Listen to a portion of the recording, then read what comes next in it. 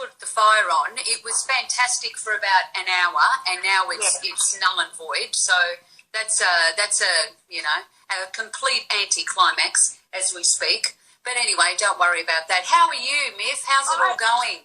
I'm good. I'm loving this because it's given me an opportunity to pop on a frock with a bit of statement sleeve. Beautiful, and, beautiful shirt. A bit of makeup, and I haven't done that for a while, and I've been getting around in my daggy clothes, which I'm happy with, but it's kind of nice to do something different as well. Yeah, we can all get a little bit too used to the tracky dacks, aren't we? But then I tell you, it's going to be very interesting when we all want to go and put our clothes back on, because I'm already seeing my clothes, my jeans are starting. I'm sitting there going, oh shit. So you know, it's nice. It's actually a good thing because I don't mind what. I've still got my socks and slippers on though. Oh, good to see. Oh, they're nice. They're nice, aren't they? They're beautiful, too. Yeah, I go to the supermarket in these. Yeah, I do. Yeah, no, I love them. I don't take them off. I love them.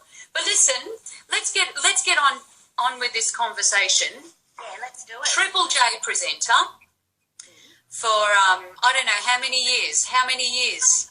I reckon I was 10 years. I was at Triple J in my late 20s through. It's probably my mid 20s through to my mid 30s. I was at Triple J. How was that time then? It was amazing.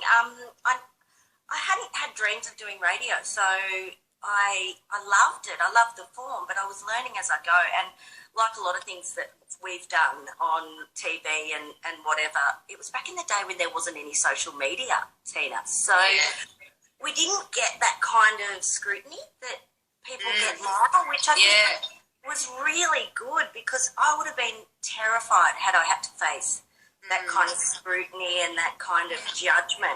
I wasn't ready for it at all back then. And I sort of bumbled around like a bit of an idiot for a fair while and then finally worked it out. And I think we all need a bit of bumbling around sometimes. Yeah, well, absolutely. I mean, that's what it's all about. With it, you know, again, if you're too politically correct all the time, you know, it's, you know, stand for nothing, fall for anything. You know what I mean? There's got to be a certain point where you've got to be able to zoom out and have a good giggle at things. Because Christ, you'd want to, you know, pull a trigger, wouldn't you? Seriously. Oh. You know, do you know though, when you started, was it like that for you? Did you feel like you got the chance to bumble around a bit and try a few different things and find out who you were? Yeah, I did, and it was a privilege. It was a real privilege, because I don't think the terrain is the same today. You know, you've got a short window, and you've got to make the most of it. And you know, good choices, bad choices. You got to go with the flow. But no, we did have a ground that was more experimental. I think so. Absolutely. Yeah. It's the systems that have been put in place have been rather restrictive, I found. But you know, that's a whole other conversation. It's not a conversation. I want to talk to you about also your time. You are also a big part of ABC Spicks and Specs, which is such a wonderful show. Tell me a little bit about your relationship with Adam Hills and Alan Bro. Tell me, what's that like? They are two beautiful humans. You couldn't get two better people than those two. And that's the thing, when we started, we didn't really know each other. I just got asked to audition and pretty much got the gig, and then we started. I'd known Alan a little bit, but I had no idea who Adam was.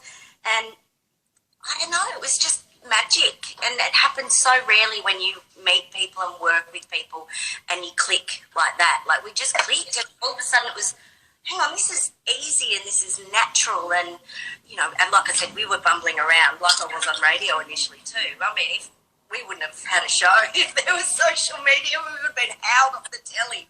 But we learned together, and they're just divine humans. They're genuinely as lovely as you think they are, and supportive, and all those things that you need when you feel a bit terrified about putting yourself out. It's such a fantastic concept as a show, to be able to get a bunch of comedians, intelligista crowd, pop them all in a room and just let them loose. You know, I just think that that's so fantastic. I really loved my time on there. I didn't know. I was really terrified when Anne Havey said, you've got to do you want to come on? And she said, you got anything to promote? And I went, no.